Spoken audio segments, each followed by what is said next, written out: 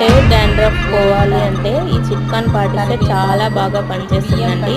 ఇందులో చూపించిన గోరింటాకు, మందారం, కరివేపాకు, నిమ్మకాయ, పసుపు, వేపాకు ఇవన్నీ కలిపి ఒక మిక్సీ జార్లో వేసేసి దాన్ని మెత్తగా రుబ్బుకోవాలి. ఇలా పేస్ట్ చేసుకున్న తర్వాత దాన్ని తలకు బాగా పట్టించుకొని మాడుకు బాగా అంటితే డాండ్రఫ్ కానీ ఇంకా ఏదైనా అది యాంటీ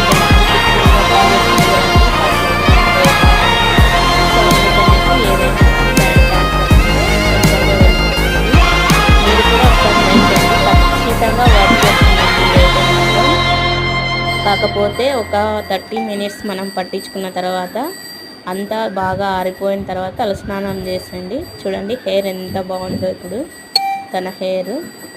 ఇలా లాంగ్ అవడానికి కూడా ఈ చిట్కాలే అండి చాలా బాగా పనిచేస్తాయి. మీరు కూడా